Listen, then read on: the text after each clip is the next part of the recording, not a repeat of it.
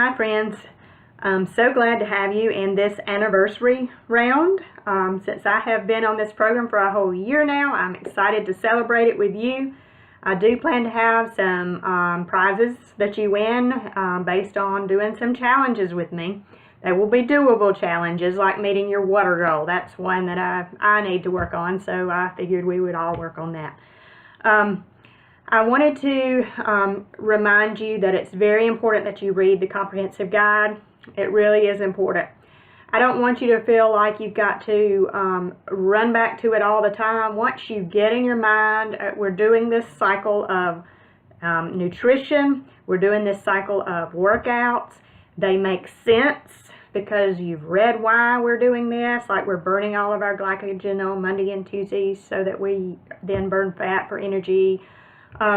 Understanding the why, you then connect, okay, that's why we do this way, that's why we keep our low carb days together, and so on. I do suggest you read it. The ones who are most successful read it, understand it, they get it, and so they can apply it beyond the 6 weeks of our boot camp. And our boot camp will end on October 5th, so we're going through all of September with our boot camp. I wanted to talk with you about organization. I'm going to post every single morning at 5 a.m. the post for the day. It's supposed to guide you, like it will remind you it's a low carb day and you do high intensity workout today. You will post at the end of the day your screenshots of what you've had to eat that day, and it will go under a comment on that day's thread. That way, all of our information is under one thread, and it's easy for me to find. It's easy for you to know where to post. If you start posting a new post for everybody, the day's thread gets lost, and so it's hard for people to find. So that helps us keep organized. I want you to understand those cycles. We do start on a Monday. All Mondays and Tuesdays are going to be low carb days. Low carb means you eat less than 50 net carbs. And by net carbs, I'm talking about you can subtract the fiber that you eat from your carbs and have net carbs. I don't typically eat a lot of fiber, so it's not an issue for me, but some people choose to have a fiber drink or a fiber bar to help balance their carbs a little bit lower. But 50 is our magic number for Mondays and Tuesdays. On those days, we are burning all that glycogen up so that we force our bodies to use fat for energy. We also are doing high intensity intervals and sprints. Those 2 days, those are sweat fest. We are working hard. It is a 20 seconds, the longest 20 seconds you've ever felt in your life, but 20 seconds of the highest intensity you can stand of whatever you're doing. And then you back off for the next 40 seconds. And then it's high intensity for 20 more. You're going to start with maybe 8 or 10 minutes. In VIP, which is the exercises I'm doing now, I do that for 20 minutes on Mondays and Tuesdays.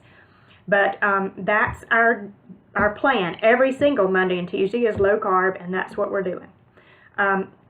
Wednesday and Thursday we can refuel. We are eating all the way up to our goals in our macro, and I'll go through MyFitnessPal in a minute. But we eat to what MyFitnessPal says are our goals for our 3 macros: our fats, our carbs, and our proteins. During those days, we are strength training. We're strength training in those 2 days, all of our body. We are our backs and our abs and our arms and our legs, all on Wednesdays and Thursdays. On Saturday, we do strength training again, and we're doing regular macros again, up to our goals. We're eating, refueling. Saturday is also treat day. It's maybe the hardest workout, maybe not, but that's the day. Typically you have a wedding, you have a birthday, you have some kind of dessert with a meal with friends possibly, or maybe even a glass of wine or something. So Saturday is the day for the treat. Friday I skipped, and Sunday. Those 2 are our rest days. Now they're active recovery days, and that means different things for different people. I have been a runner. I'm very active, so I don't just rest. I go on a long fat-burning walk. In my fat-burning zone, it is stress relief for me. I look forward to Fridays and Sundays walks. I save some podcasts to listen to, and my mind is busy, and I just enjoy that. That's me. Do what you need to do. But those are our days. That's Monday through Sunday, and that is every single week. For our 6 weeks, we're going to follow that cycle. We're going to do those same exercises the same days. If you ever need to move those days, like you're going to be traveling all day on Saturday and there's no way you can fit in leg day, we can swap. Talk to me about what to swap, how to swap, what's the best way to do that. Once you get past your 6 weeks and you start maintaining, once you're not working so focused on losing but you're maintaining, it's easier to swap those days, and you'll get it by then too, and it'll be easier for you to just be intuitive on what to do. I want to help you with MyFitnessPal, which is a stumbling block for a lot. I'm going to try to show you on my phone how to use it. So I'm going to pull up my app. This is what I would see. Here you see my calories for the day, how many I've already had and how many to go. I'm going to click on that.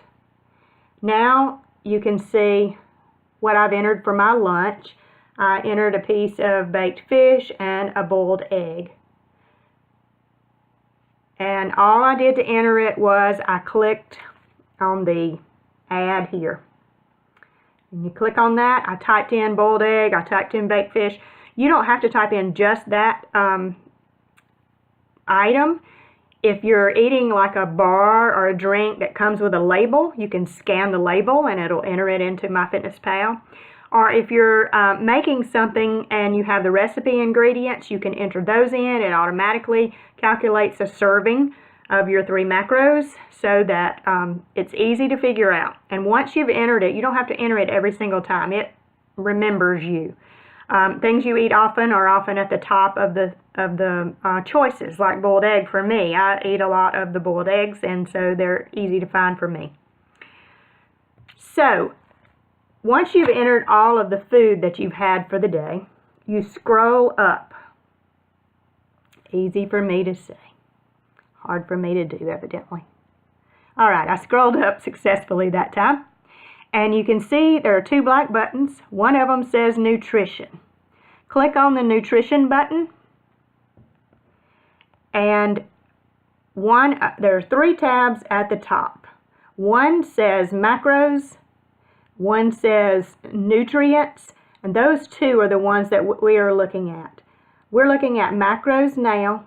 It's a pie chart, and it tells me the 3 macros here. I should be eating 50% carbs, 30% fat, and 20% protein. And then my chart will look great. This is not a great chart. This is showing me no carbs almost at all. So far today. But this is the macros chart that I want you to show me. Now I'm going to click on the nutrients, and I hope you can see the nutrients there. The protein is here, the carbs, and the fats. And fats down here. It's hard for me to look backwards. You'll also see the little blue line underneath. As I add more food, that line's going to go across. And here is my goal. On regular macro days, I try not to exceed my goal, but I do try to reach my goal. A lot of people tell me they cannot eat that much food. Do not stuff yourself. We're trying to lose fat here.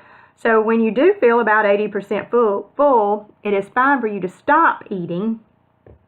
But don't drastically undereat your calories, especially on regular macro days when you're trying to refuel, because you won't have enough to go through the fasting period the next morning. So you're trying to eat to your goal. You can see my goal is there in the middle, and what I've had so far is showing as a total. And all I want you to do is screenshot this screen and the macro screen with the pie chart. Those are the two screens that I need to look at to be sure you're on task. You're eating what you're supposed to be eating. You don't have to be fancy. You can post them separately as long as you're under that day's thread. You can use a program that puts them together in one shot. I don't care if you do that or not. It's up to you. But those are the things I want to start with. Let me touch on intermittent fasting. That's the easiest thing for me so far has been the intermittent fasting. I thought I had to have breakfast. It was the most important meal of the day. I believe the breakfast companies have taught us that, and it's not so. I am probably healthier now than I've been, and I'm 52 years old. I'm also stronger now than I've been, thanks to this program. But don't panic that you're going to starve before lunch. You can ease into intermittent fasting, but there's no danger of starving. Those little boys that got caught in those caves over in some other country, they lasted more than 2 weeks there without food. So you will not starve. Chill, calm down, and your body gets used to it. Some days I even have put lunch off for hours beyond 12. I just am not I'm not as hungry as I used to be. I'm not used to that food. It gives me more time in the mornings for my workout or to do my little things that I need to get done at my house before I take on my job for the day. So I think I use it to my advantage, and I have that mindset, so I think that's why it works so well for me. You're going to have some questions. Please feel free to private message, post on the site. Feel free to contact me. Don't not know something, because it's probably a question everybody has. I'm trying to anticipate your questions based on what I've already had from others, but who knows, I'm probably missing something that's really important. So ask it so we can get it clear. Thousands of women have used this program and been successful. It has been effective for them. I want you to give it a full 6 weeks. Give it time to work for you. Sometimes it's hard. It's hard the first week. It's a little less hard the second week maybe. By the 3rd week, okay, I'm feeling better. I'm feeling good. I like the exercise now. By the 6 weeks though, you say, I can do this. And you're ready to, further your horizons. Maybe you've moved from beginner to the next level. I didn't talk about that. The workouts are all in the portal. The workouts are in 3 levels, on 3 plans. One is beginner. If you haven't worked out in a long time, or if you have some mobility issues, or if you have arthritis or something of that nature, if you've had some surgery or injury, beginner and go slow. At home is what I use.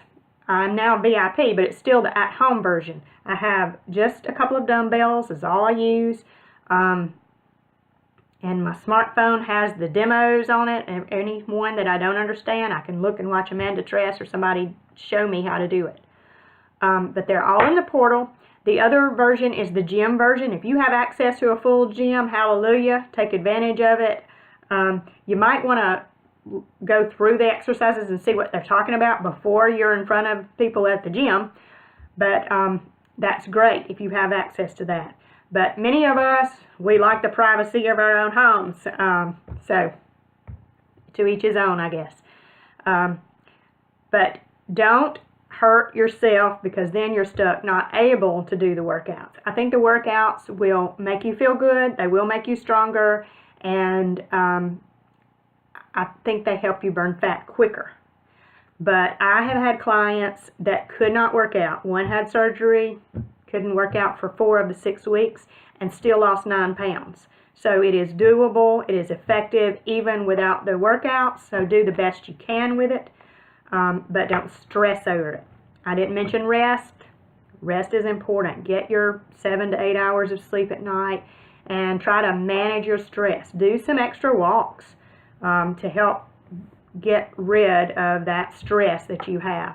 The stress keeps cortisol. It helps you retain fat in your stomach. That's the place we don't want it. So focus also, we'll talk about it more throughout the 6 weeks. You'll be educated by the end, but think about the stress and rest as an important part of this whole program. Well, it's been 15 minutes. Sorry to take so much time. Welcome, glad to have you, and we're going to have some fun. Bye.